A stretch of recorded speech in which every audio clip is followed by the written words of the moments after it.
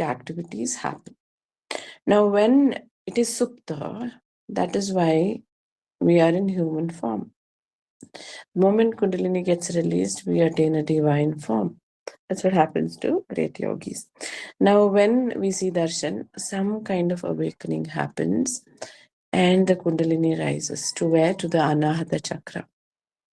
It rises to the Anahata chakra. What happens when it rises to the Anahata chakra? That is the heart center, the fundamental center for the devas and the higher beings. They live in compassion and universal love all the time, giving and loving everyone. That same chakra, when it is blocked and interior looking, it becomes attachment, family attachment, bondage to certain people or things or possessions. When it is expanded, so when the Kundalini pushes up and opens it, it opens and the heart awakens to the natural pull, which is what is described by Guruji Paramahansa Yogananda as devotion.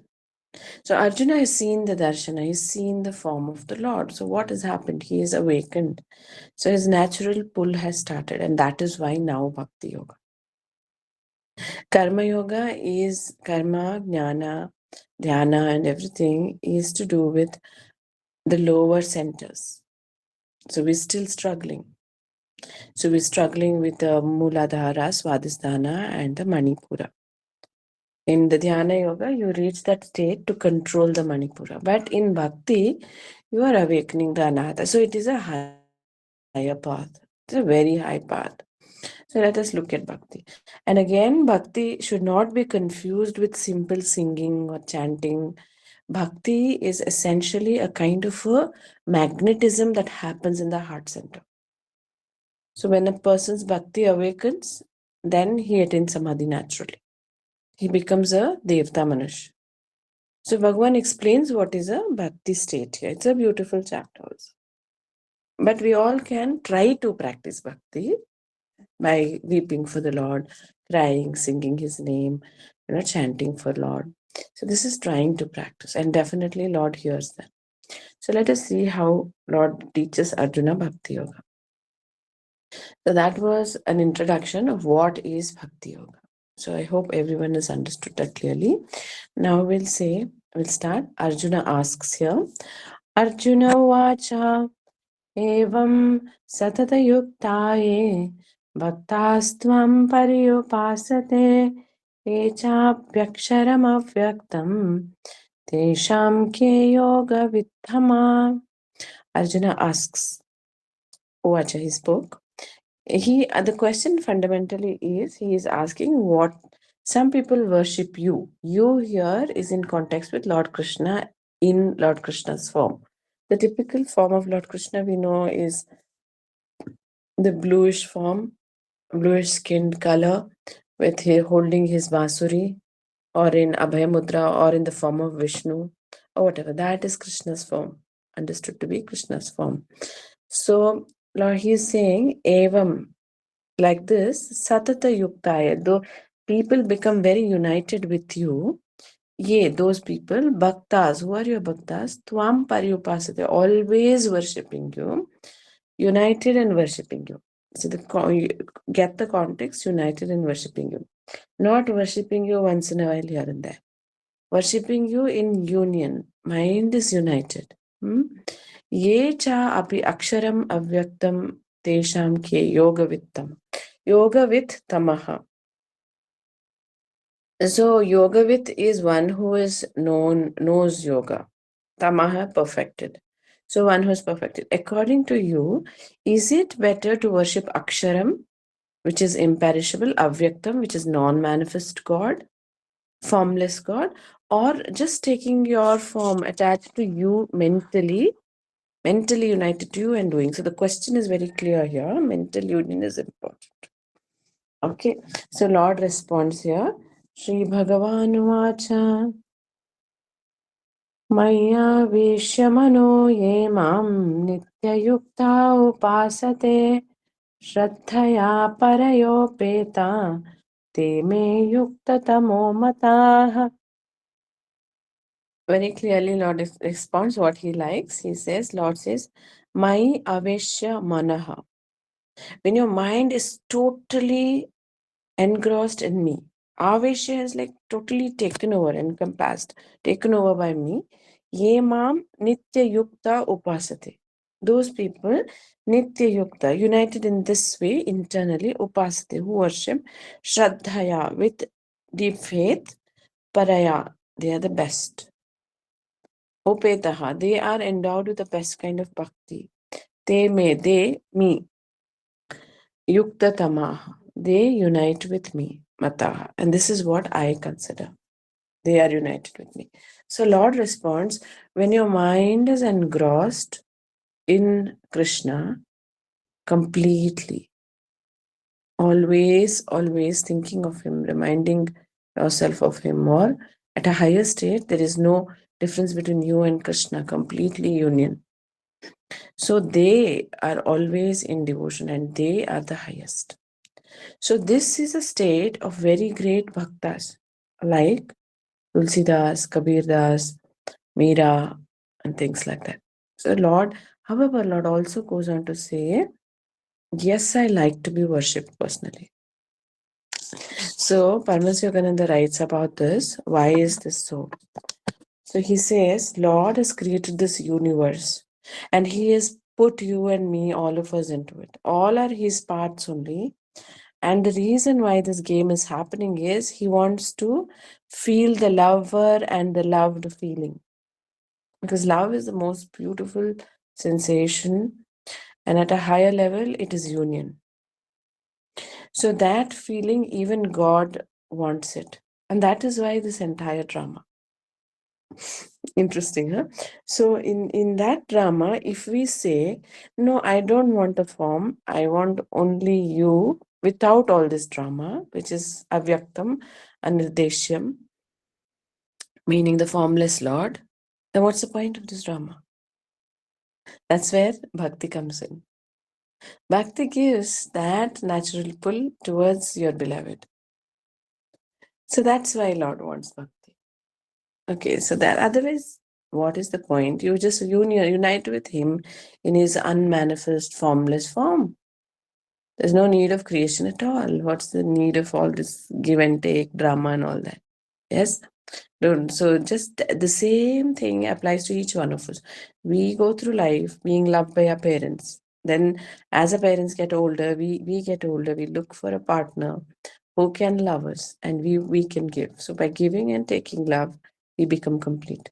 Albeit this love is very different. It is sensation related. It is emotion related. That bhakti is beyond emotion. It is at the state of wisdom, jnanamaya kosha level.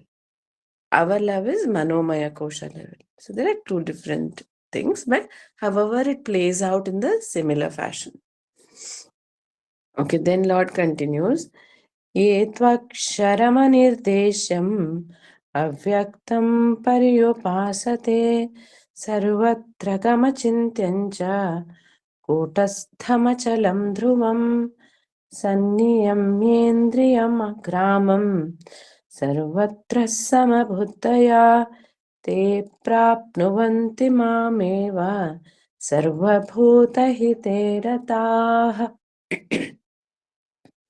So this is the explanation to the second part of the question. Lord says, those, yetu, but aksharam anirdesham. Aksharam is, kshara is destroyable and indestructible. Aksharam anirdesham, which cannot be explained.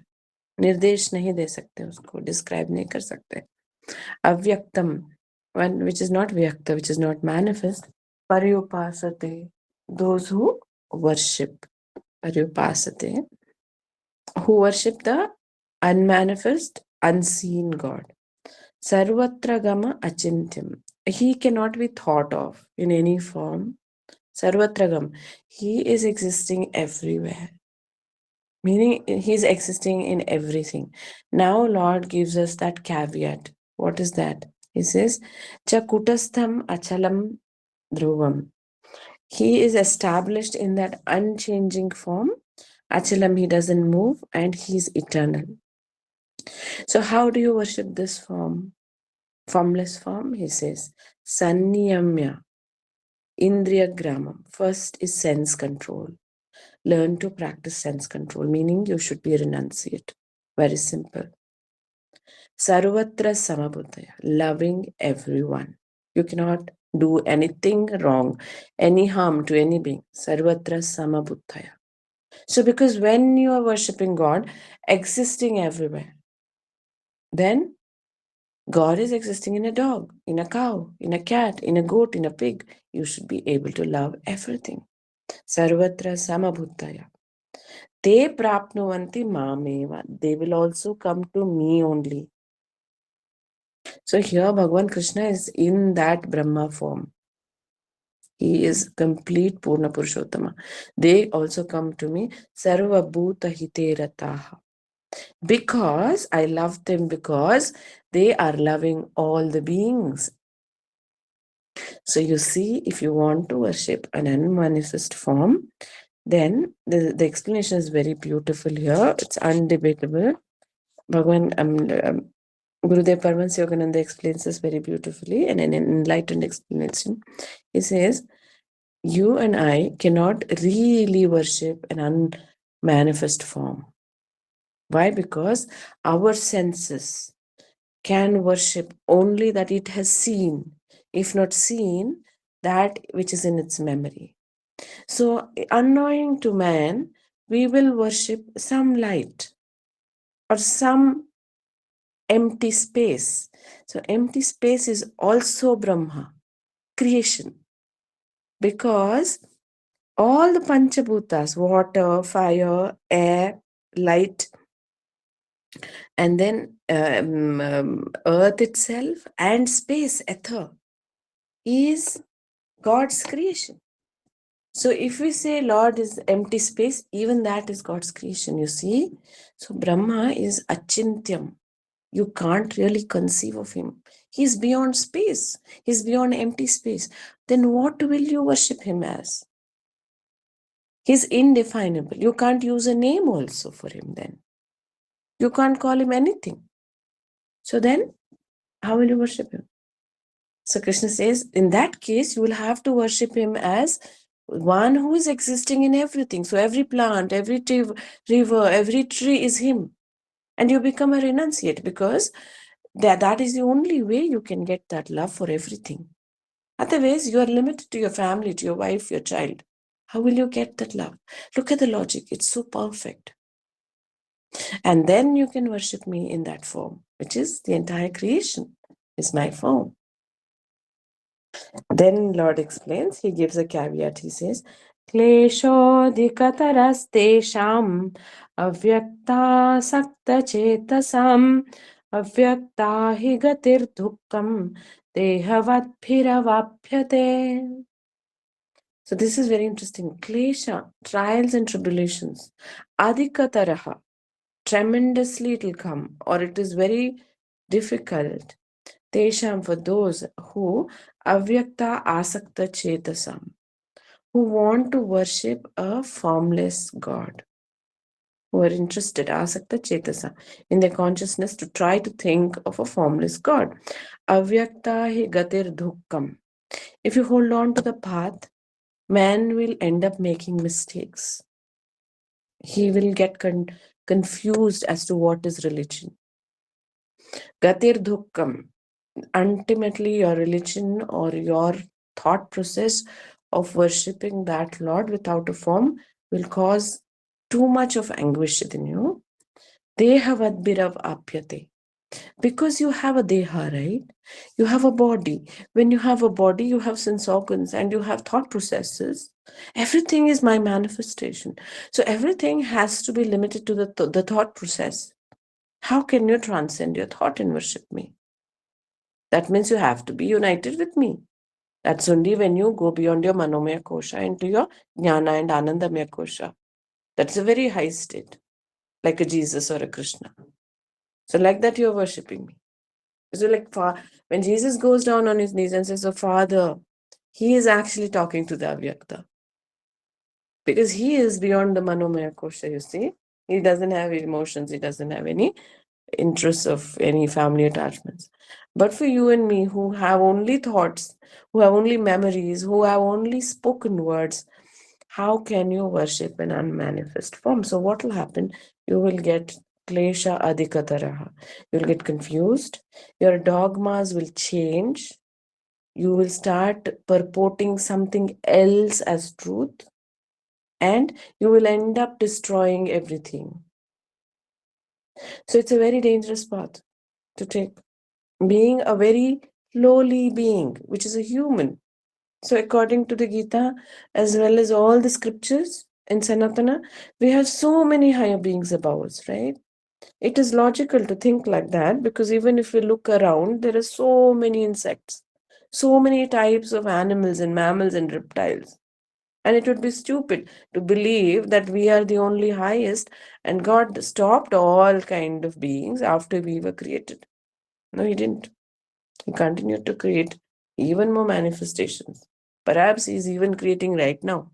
He's created perhaps another set of 14 lokas, and there He's doing something else. Brahma is unimaginably indescribable. You can't really know what it is. So what He is. So He has created. And at this state, when we have this body and manomaya kosha, we cannot really worship that Lord. But we can take a form and reach the formless. And all the scriptures have said that. Sarvatra gamachintim. So also that's why he says by controlling your senses, getting universal love, going through a formless, you can also attain me. Then he says, Lord says, it's very confusing. That's why I spent a little more time.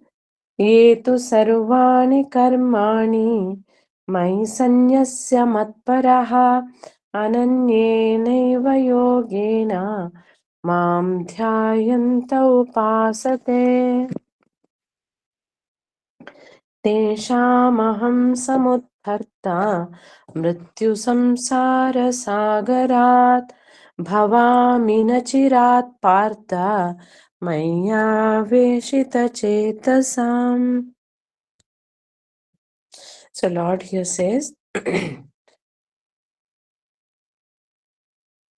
so Lord says, it is okay. I understand you're human. You need a form and I accept it. Now see, there is a vast difference when, for example, people may say, now in the Abrahamic religions, especially when Moses said, why are you worshipping a bull? And he said, no, you worship a formless God. I worship Lord in the tabernacle, in the temple. So the temple was created, right? A mosque is created. Yes.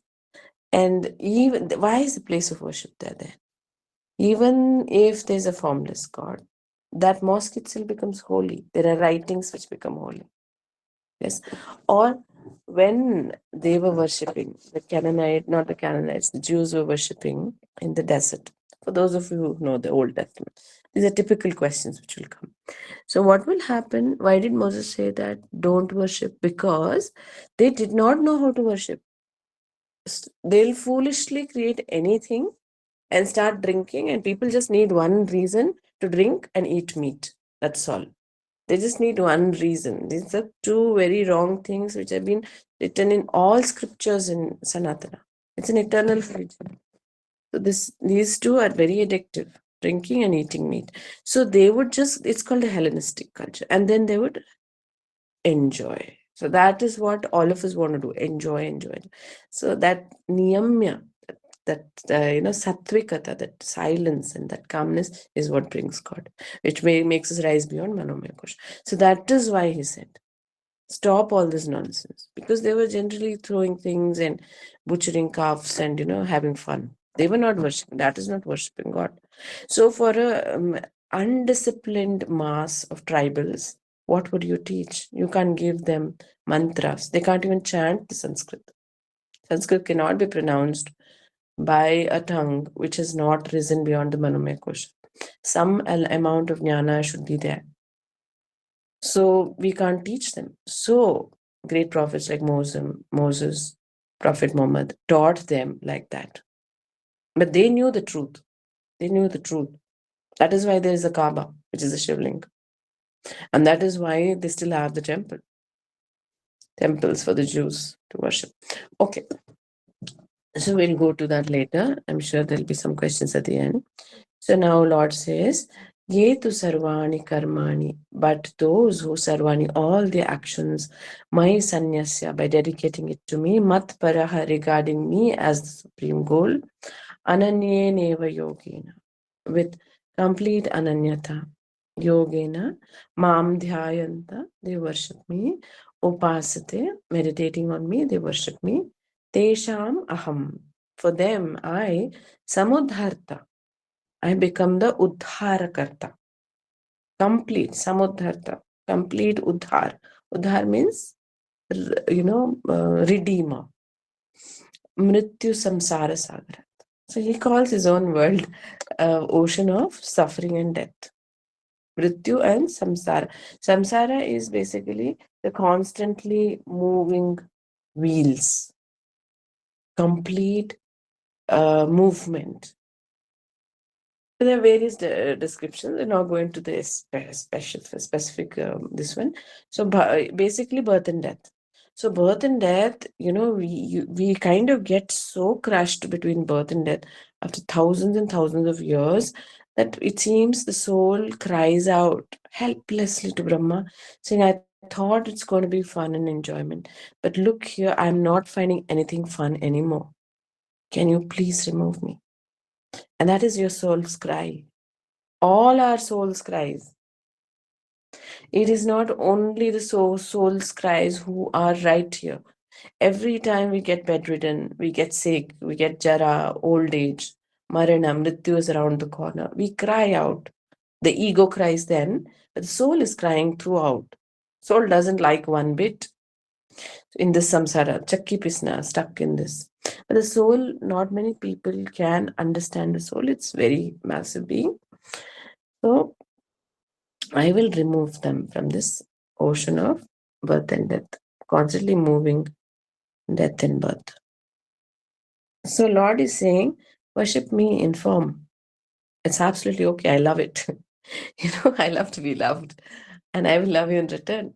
Heaps and hordes. And it's very funny, because we keep loving everything else and everyone else. And Lord keeps saying, talk to me, talk to me. It's okay you worship me in this form.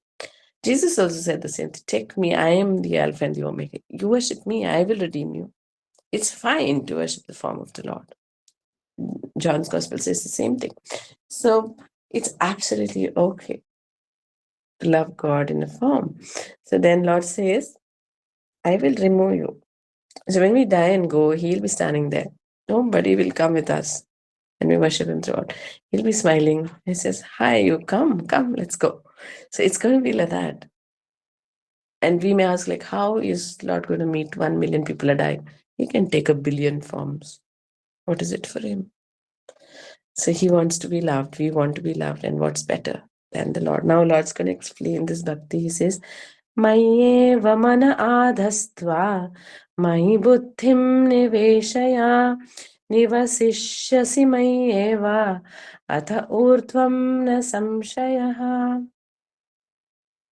So it says, Mayeva, on me alone, mana adastva. Mana ko fix karo. On me, buddhim niveshya. Put your intellect also on me. Matlab intellectually सारा खोज मेरे ऊपर ही कर डालो. Niveshya. Nivasishyasi. Mai eva. Then when your mind and your intellect, mind is thought processes, okay? That also includes the emotions. And intellect is all that gyan that we are doing. Gyan bator rahe na, physics, chemistry, all that. Also mujhe hi de do. When your mind and your thoughts are united to me, ata urdhvam na samshaya. Mai eva ata urdhvam na samshaya. Nivasishyasi mai eva. You will live in me. When your mind is with God, you'll always be living in God only. Even though you're living in Bangalore, Calcutta, Bombay, Delhi, wherever you are, Sydney, wherever, but you will be actually living inside God. Atha urdhvam na samshaya. There is no doubt. There's no opposite, contrary doubt for this, so to say. When your mind is with me, you are with me. Because technically everything is Brahma, right? Technically everything is Brahma. So whether it's Sydney, whether it's Australia, whether it's the moon or Mars, everything is God. So only thing that's not in God is our mind. So we have to put our mind there. Lord likes it. Then Lord says, He gives us leeway. He says, this is a kind of descending order. From 8th to, I think, it comes till, I think, 11th, 8th, 9th, 10th, 11th. 4, He gives 4 levels to love Him and worshipping Him. So He says, Atha chittam samadhatum na shaknoshi mai sthiram abhyasa yogena tato mamichhaptum dhananjaya. Now see, when you look at this shloka, you understand the level of the devotee in the 8th shloka. See, 8th shloka, he says, Manas and Buddhi mere upar nivasishyasi. Completely dedicate, completely given, meaning united. It's a very high state. That means we need mind control to keep it on Brahma all the time. So even while bathing, working, every time, background of the mind, Brahma, Brahma. So it's a high state. So he says that's not possible. In the 9th one, he says, Ata chittam, if chitta, your mind, samadhatum, you cannot control it, na shaknoshi, not possible, maisthiram, and not keep it on me, abhyasa yogena tataha. Then practice abhyasa yoga is a kind of a meditation. Yoga. Japa yoga is an abhyasa yoga. Kriya yoga is an abhyasa yoga. Whatever you're struggling to control the mind with is an abhyasa yoga. So use that abhyasa yoga. Tata mam icha aptum dhananjaya. Then you will be able to control your mind and then you will focus on me. So this is the second level. Practice yoga. The first one is pure bhakta who's a jnani. First one. Second one now. Here is 9th one. Here is talking about a yogi who is practicing meditation and struggling. Now then he says another level lower. What is that? If this is also not possible, you can't meditate. You can't sit, put your eyes on me. So what you do?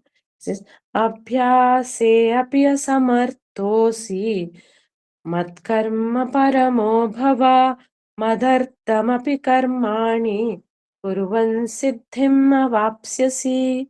Very clearly Lord has said here, Abhyasa api asamartasi. Asi is you. Abhyasa is abhyasa, practice. Asamartha, unable to. Samartha is able to. Asamartha. So you are unable to practice yoga. You can't meditate on God constantly.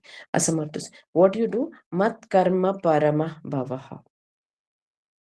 So what do you do now? Mat karma.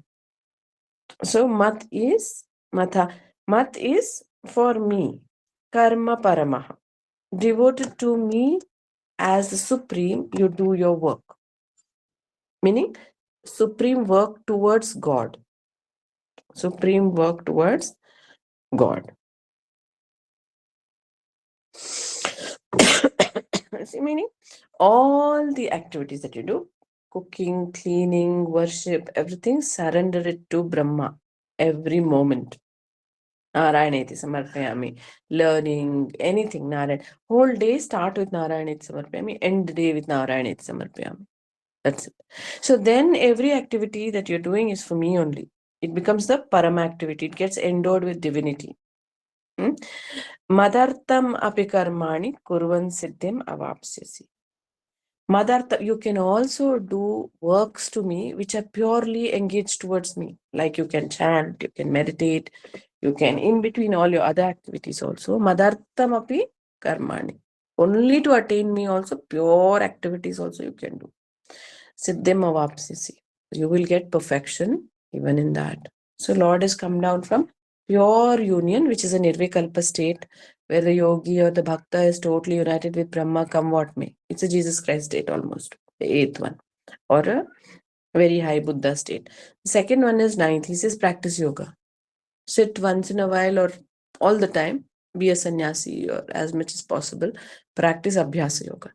That is not possible. Then what you do? You do your works, but you surrender your works to me. Also, you can do special works for me. like devotional services, like temple going, chanting, sitting in kirtanas, sabhas, kathas. That is all devotional works, pure devotional. Madartam api karma.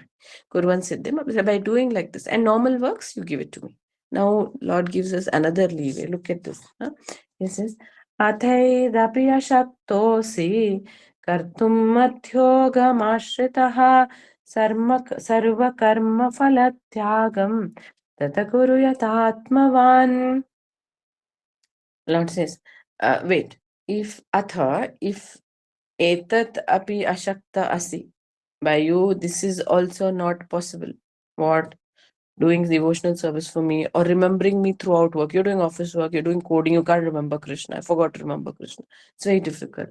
Then, kartum madhyogam ashrita. Just say that I am uniting with you mentally, and then do what? Sarva karma phalatyagam. Do your works, thinking of the work only. And at the end of the day, at the end of the work, give up whatever fruits to Krishna. Meaning, not don't come and put the salary in the temple. He's not saying that. Sarva karma phala tyaga means that desire for that you give it up. Also a very tough thing. You don't remember. Whole month you go to work, you do your coding, you're a software engineer, whatever. At the month end, when you get your salary, say Narayaneti Samarpya. Maybe give a little amount to that to Brahma. Or whatever you can, little service, Shramdhan to the temple, to God, some service you do. Okay? Tata Kuru Yata Atmavan. That way you can be situated in yourself. You can keep yourself stabilized. These four are very important, Why? Because if we don't do any such practice, mind is going to be very restless. You see the Western culture. Or you see, there is in today's world, people do say karma, karma, karma. They want to get involved in everything, but there's no time for devotional service for Brahma. There is no time for prayer. 2 minutes, 1 minute prayer is not enough. One has to engage. It is not because Krishna is sitting there like one big person sitting on a Guruji expense. It's not like he's like a pampered old woman who's like, having megalomania, like only worship me, come, worship me. Praise the Lord, praise the Lord. Guruji explains it in one of his talks. Sitting, like an old lady, pampered, rich old lady. She wants to be heard, only her praises. Everyone should talk about her. It's not like that. It is for our own sake. Our own sake. We have to worship the Lord. If we do not worship the Lord, we are going to suffer from anxiety, depression, anger, frustration, abhinivesha, fear of old age and death. It's a very powerful fear. Because we get so enamored by the world, we love this life, we love this world. Then how do I leave this? Because there is no contact established with my Lord. So that is why from childhood, one of these practices, either we do tyaga, karma phala tyaga, or we do during karmas, we remember, I'm going the ascending order, or we do yoga practice, and the highest is complete union in the mind and all the time with Brahma. So these four we have to do. We have to do some sadhana for our own peace of mind, not for others, and not to pamper God, not to praise God. It's our requirement. And anybody who does not practice this suffers through addictions, through drug addiction, through addictions to alcohol, smoking, promiscuity. And then what is going to happen is a civilizational collapse. Civilizational collapse. So that is how important God is. That is why you keep seeing these things, signs. When the Hiroshima and Nagasaki bomb went off, there was a group of nuns who were deeply praying. They didn't even know the bomb went off. The bomb went off. They were inside their castle. They were right there, about 8 kilometers away. And nothing happened. Nothing happened. Same thing happened in Chernobyl. Same thing happened in the Los Angeles fires. Anything that was associated with Brahma. Even the vibrations there are very high. So fire cannot consume it. So that is why, it is only to save ourselves that we need God. Save us from kama, krodha, very, very full of desires, anger, frustration, kama, krodha, lobha, greed. I want that, I want it. And then moha, attachment to body, family, things. Moha, mother, feeling I'm superior, mother, matsara, envious and jealous of others. All this is our problems, our mental problems, when the soul is deluded and away from Brahma. When united with Brahma in mind, in actions, there's no problem. What is there? There's nothing to worry.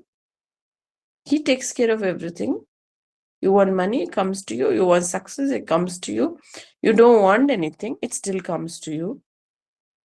You are always surrender. It doesn't come, also, you don't mind. So you're happy alone, you're happy in a company of people. You're always with him.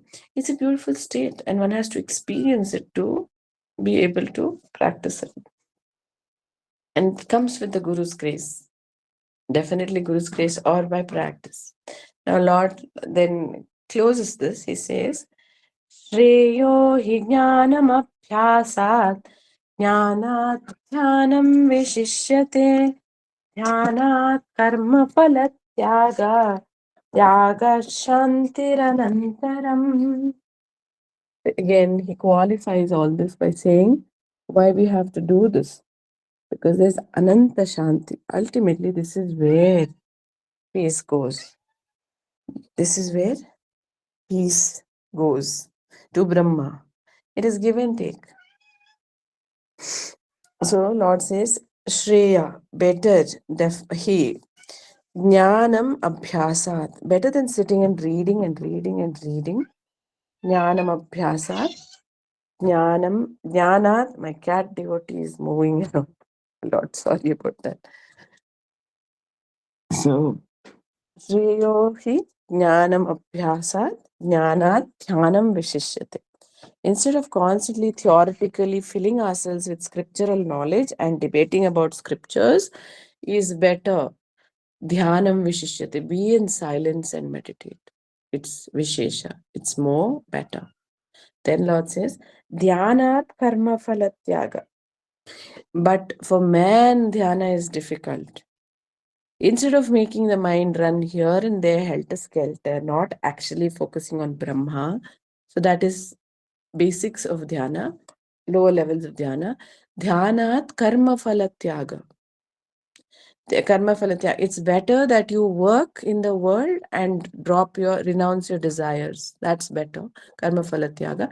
Because as a human being, tyagat shanti anantaram. Instantly you will get peace if you give up karma and the karma phalas. So this is very specific to humans. So you can give the same advice to devas and danavas and pranis and pakshis, okay? They all are different kind of species having different kinds of dharmas, meaning duties or activities. So this is specific to human. So you see the consistency with God says. He says, see, people, may say, I'm a Jnana Yogi. I am reading so much. I know Veda, Bhakti, I know Jnana, I know. So I am not going to do any work in this world. I will not cook, I will not clean, I will not go out, I will not go to office, I will not do anything. So for such people, it is not really possible without karma. Krishna is saying, Lord is saying, this theoretical knowledge is not useful. But he is not saying knowledge like Ramana Maharshi or Vivekananda. They are Sankhyas. Lord touted them as very great. So what is then you may ask, then again Lord says, don't do so much of reading. It is better to meditate and be in silence instead of that. Again, he says, very good silence is better than this one. Studying scriptural knowledge. Then he says, better than simple meditation without knowing meditation, closing your eyes and trying to practice something. It is better you get up and work. So that is the comparison here. But he is not saying a Yogananda or whatever who has, Buddha who has attained Brahma through meditation is lower. He's not saying that. Don't get it wrong. He's lower than a person who's doing karma yoga. He's not saying that. He's comparing that you may end up doing this listening to me. So, how did that Yogananda attain it through meditation? How did that Buddha attain it through meditation? The answer is in third and fourth chapter. He said they were Sankhyas. They initially performed karma and jnana in previous lives. And slowly, slowly balancing their lives, they learned meditation and this and dhyana and tapa and japa and homa. And they reached this level of Sankhya where they attained Brahma. So it's always we are moving upwards in the cycle of evolution. So you get the point. So I think I clarified your doubt. Many people are having, who have read the Gita many times. Dhyanat karma phalat tyaga, tyagat shanti anantara. Okay, so it's better if you are mortal, then you work and give up your works. But if you can stabilize your mind, then do meditation. If you are able to attain higher states of meditation, it's good only. And that's better than scriptural study. So Lord is saying meditation is good. Dhyana is very good.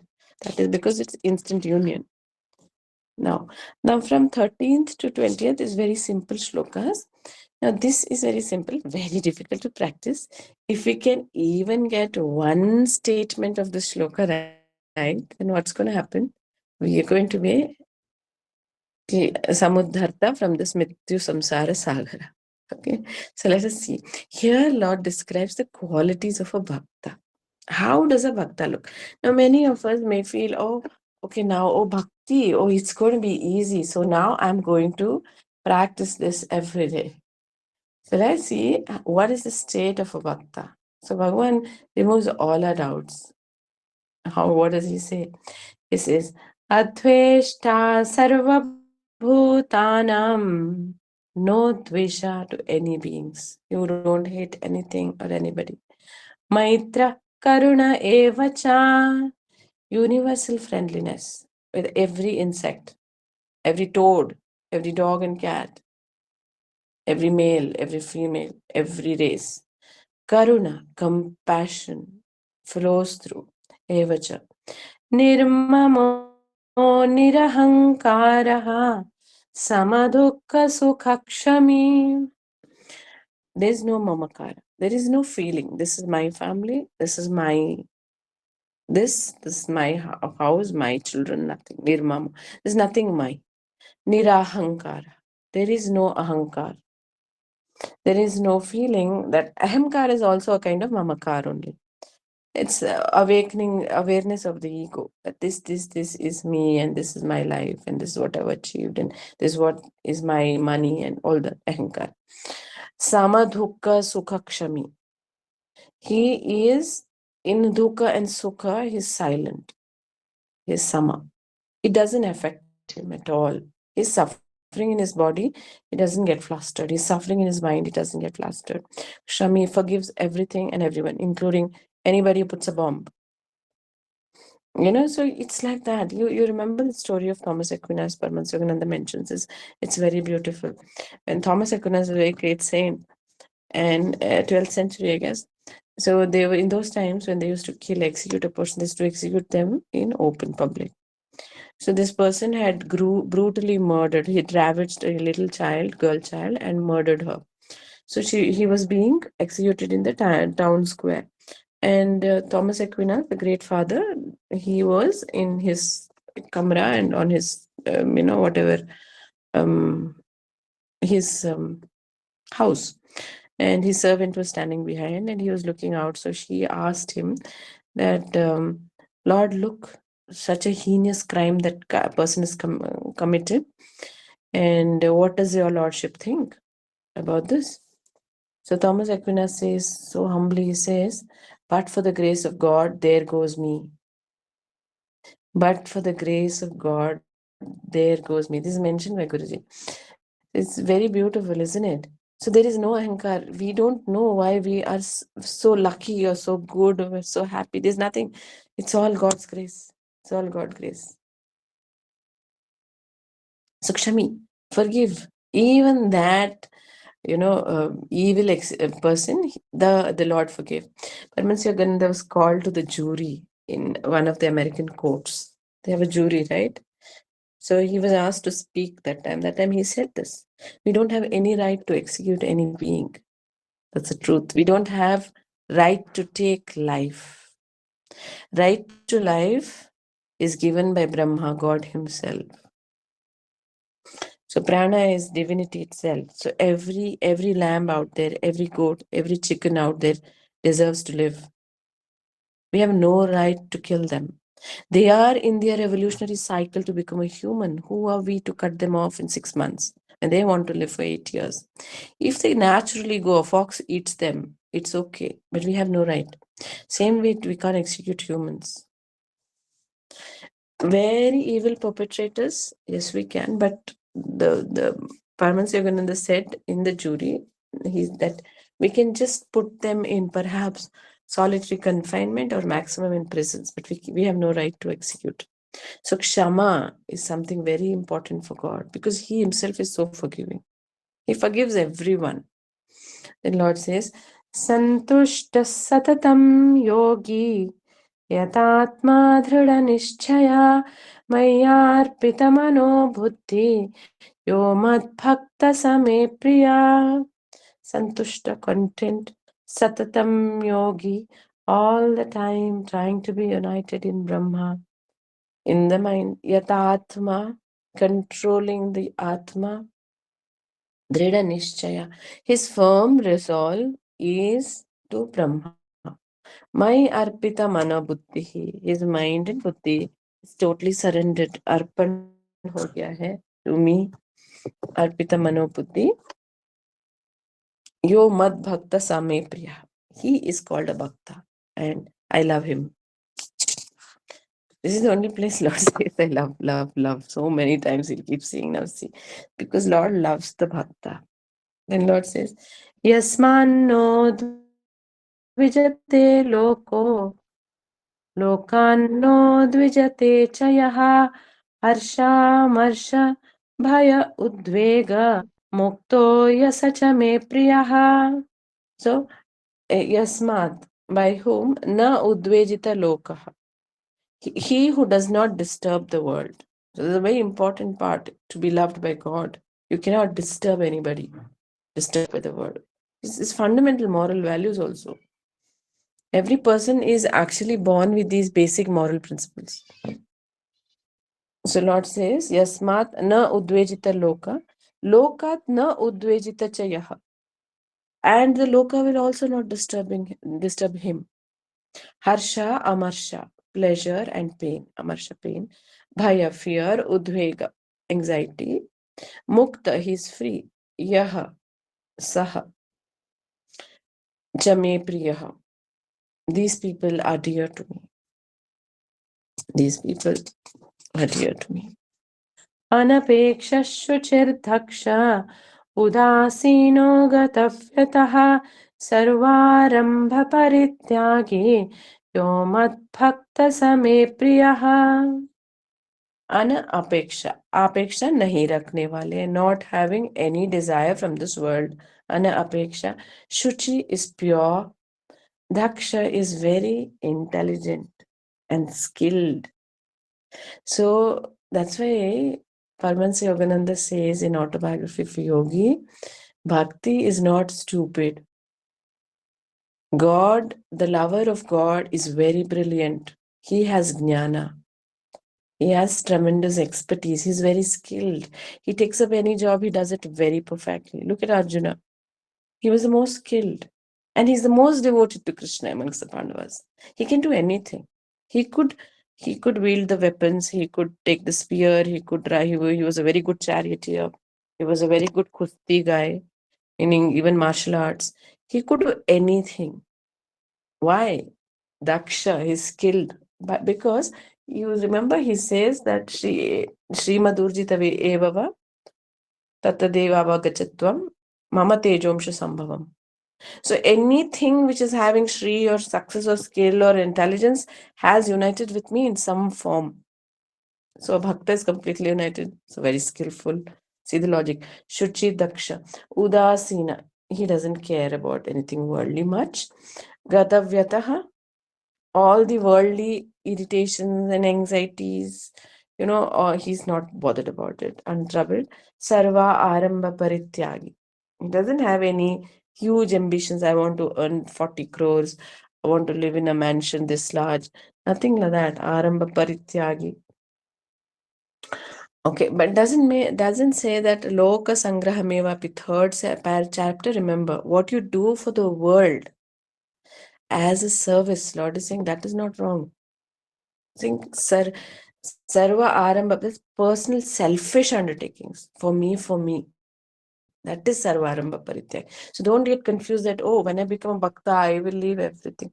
I don't want to do anything. I'm not even going to meet anybody. I'm going to just sit there and, then we'll rot, basically.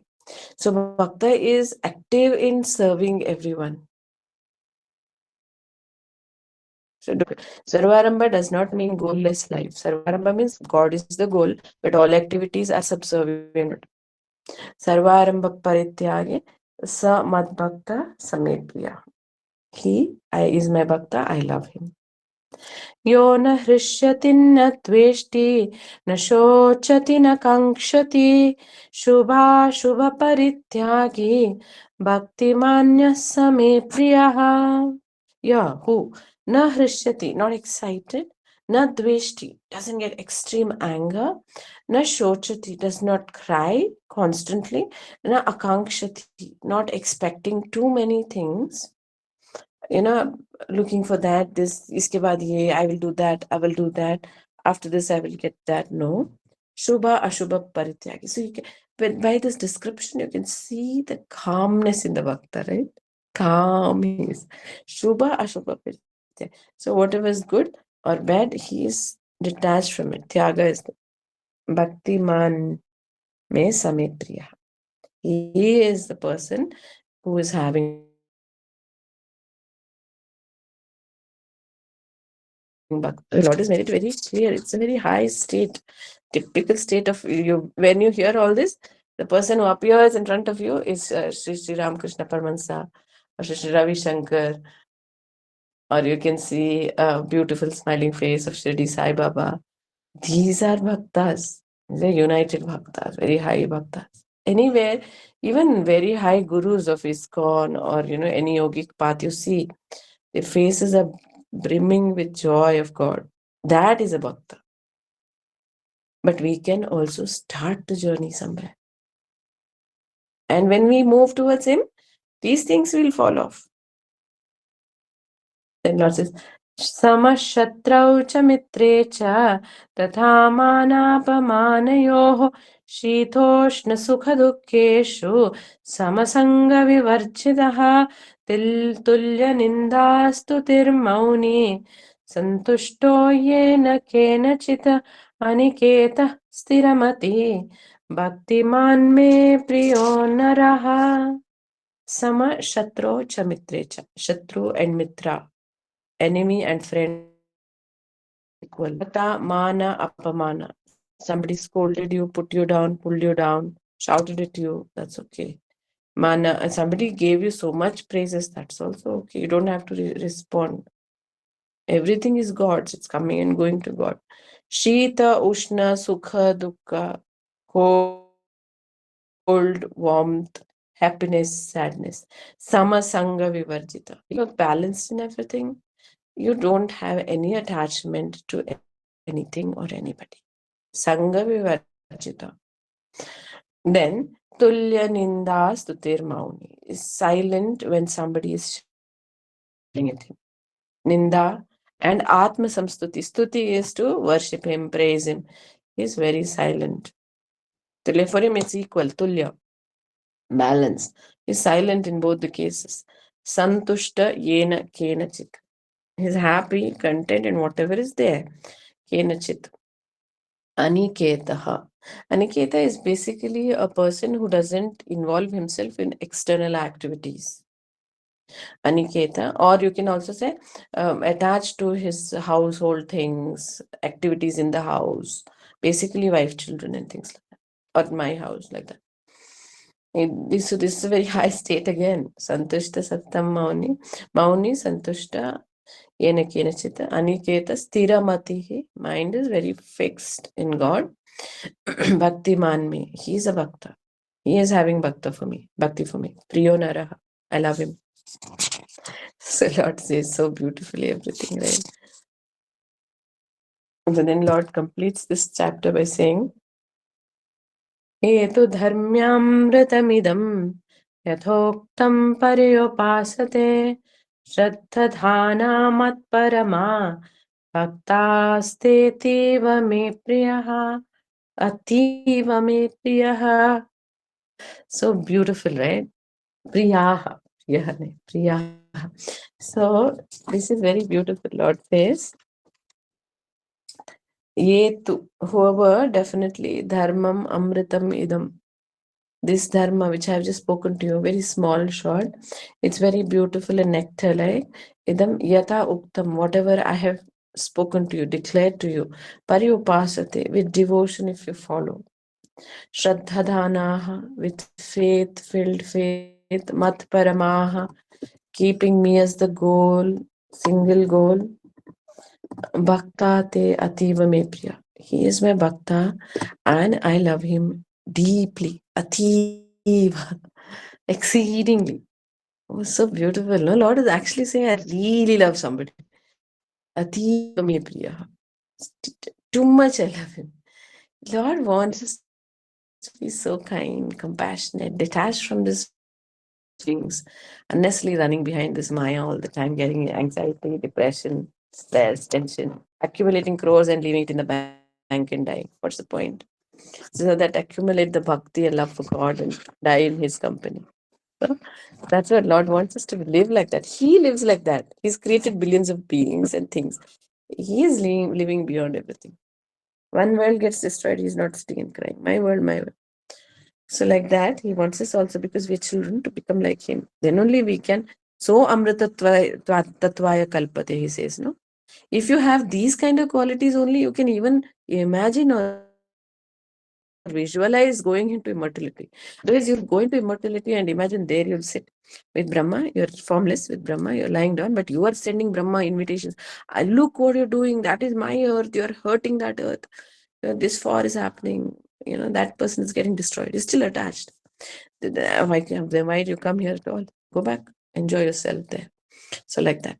So this is a beautiful state of freedom of bhakta and ativa me priya, loving the Lord the most. And this also gives us freedom from stress and anxiety. I've heard people who come to me and say, who call me or text me and say that I'm having so much depression, I'm having so much anxiety. Can you suggest something? The only thing I have suggested, for some people it has been karma yoga, but mostly the only thing I've suggested is chant one chapter of Gita every day, or just chant it in front of Krishna. Or for some people, it's just like surrender, hold his feet. That's it. And they've come back to me saying it worked. It worked. So wherever it is for anxiety, stress, tension, addiction, pain, suffering, it is surrender to God that helps. It is surrender to God. Unfortunately, if we talk to the therapist in 6 sittings and spend 20,000 rupees every sitting and throw away 1 lakh, you're making the therapist rich. But it's not going to help. And this is why you see so many Westerners in ISKCON. Because they've seen it all, done it all, literally. And they know there is no joy, there's no happiness, there's no satisfaction in having massive 10 million bungalows, 10 million worth bungalows, 4 wives, or, 4 cars, vacations, international vacations, whatever you want, you can have there.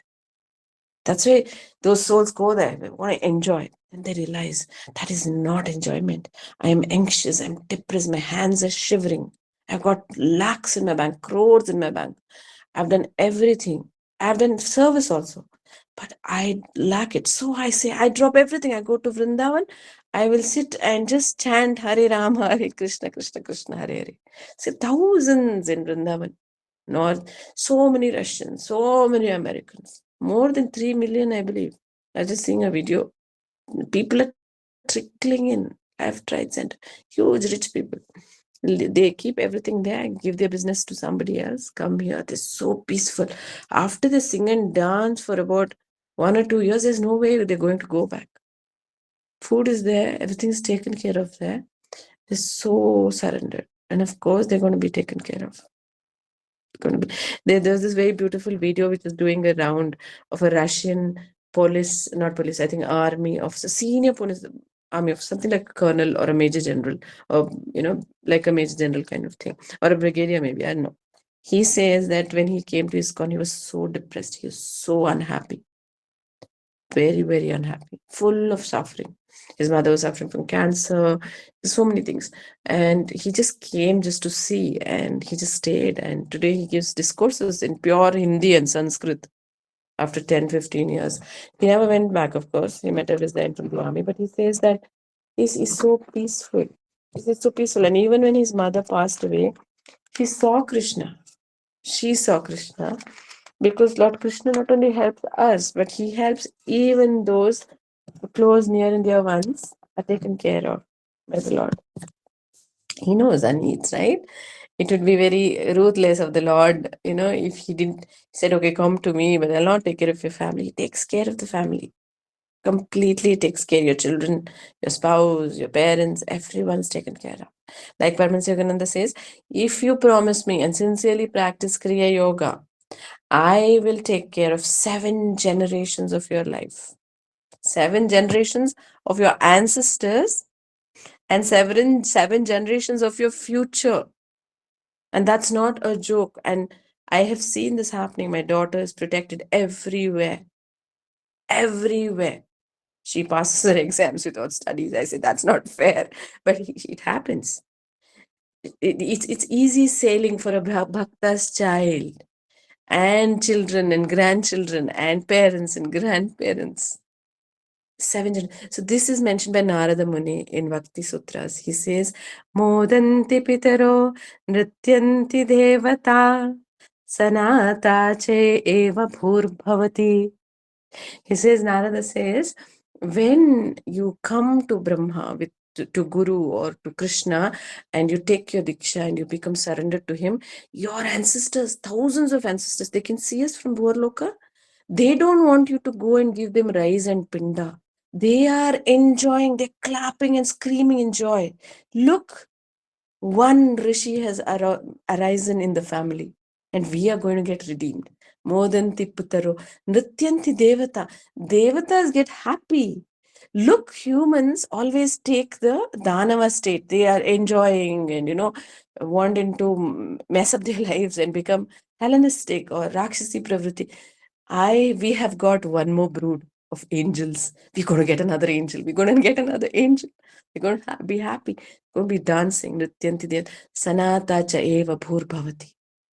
On this earth. Why? There is a sanata born. A bhakta is born. Who loves God. So the goal is to be devoted to Krishna, to surrender to him, become a bhakta. दीदी एक बात पूछूं? One thing. Wait. Calm. Okay. We'll take a moment of silence. We'll now close our eyes. Keep the peace.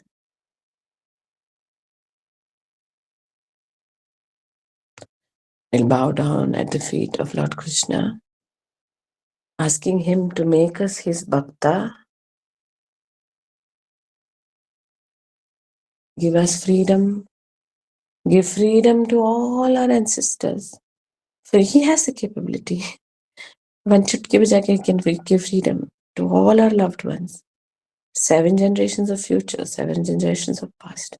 And with deep devotion, make us a bhakta at his lotus feet. We'll worship, surrendering. We'll say, Om Guru Narayaneti Samarpayami.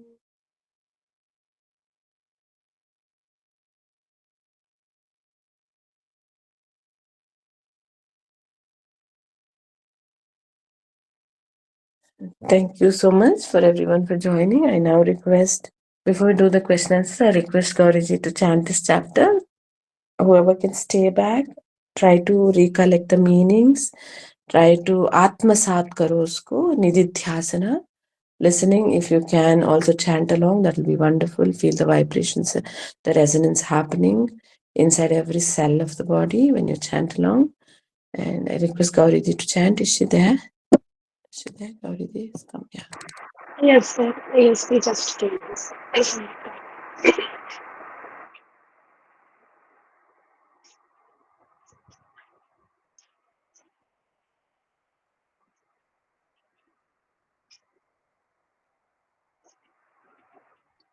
ॐ गुरुनारायणायेति समर्पाय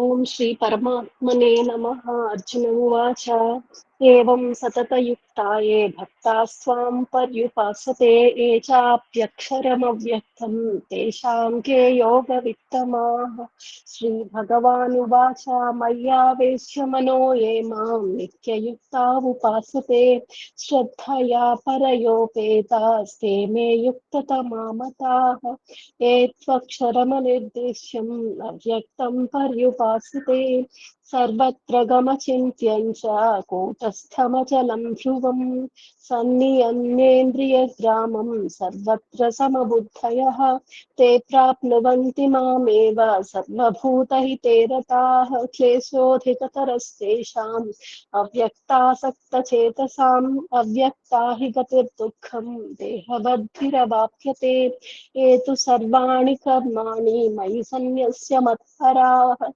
अनन्येनैव योगेन मां ध्यायन्त उपासते तेषामहं समुद्धर्ता मृत्युसंसारसागरात् भवामि न चिरात् पार्थ मय्यावेशितचेतसां मय्येव मन आधत्स्व मयि बुद्धिं निवेशय निवसिष्यसि मय्येव अत ऊर्ध्वं न संशयः अथ चित्तं समाधातुं न शक्नोषि मयि स्थिरम् अभ्यासयोगेन ततो मामेच्छाप्तुं धनञ्जय अभ्यासेऽप्यसमर्थोऽसि मत्कर्म परमो भव मदर्थमपि कर्माणि कुर्वन् सिद्धिमवाप्स्यसि अथैतदप्यशक्तोऽसि कर्तुं मद्योगमाश्रितः सर्वकर्मफलत्यागं ततः कुरु यतात्मवान् श्रेयो हि ज्ञानमभ्यासात् ज्ञानाध्यानं विशिष्यते ध्यानात् कर्मफलत्यागात्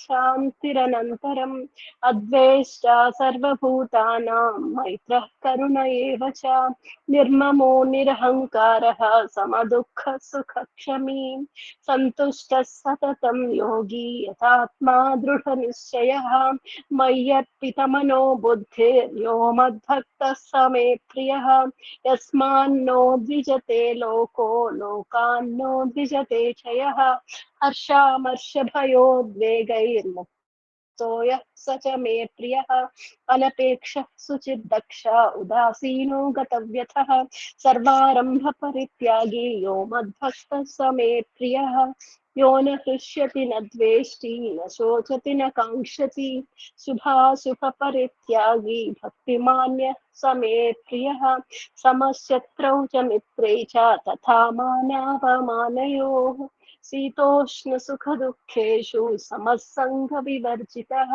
तुल्यनिन्दास्तुतिर्मौनी सन्तुष्टो येन केनचित् अनिकेतस्थिरमपि भक्तिमान् मे प्रियो नरः एतु धर्म्यामृतमिदं यथोक्तं पर्युपासते श्रद्धधाना मत्परमा भक्तास्ते अतीव मे प्रियाः ॐ इति श्रीमद्भगवद्गीतासु उपनिषत्सु ब्रह्मविद्यायां योगशास्त्रे श्रीकृष्णार्जुनसंवादे भक्तियोगो नाम द्वादशोऽध्यायः request somebody to conduct the healing technique. Yeah. I'll conduct the thing. Let's visualize the entire world, the blue world, and all the warring nations, the unhappy and frustrated people, and the poor and sad and hungry beings. All of them, let's enwrap this world in a light, in a blanket of light of Brahma. The angels are praying and protecting, the devas are protecting, all are protecting us, and our own prayers to the Divine Mother, to the Gurus, the highest Lords. Divine Mother, Thou art omnipresent, Thou art in all Thy children. Manifest Thy healing presence in their bodies.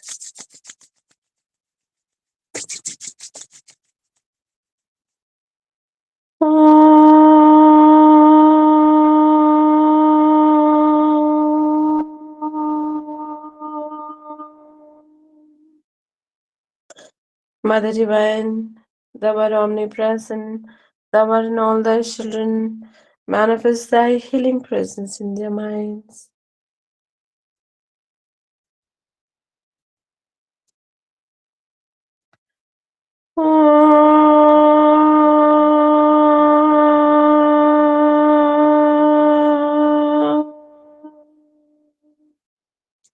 Mother Divine, Thou art omnipresent, Thou and all Thy children, just manifest Thy healing presence in their souls.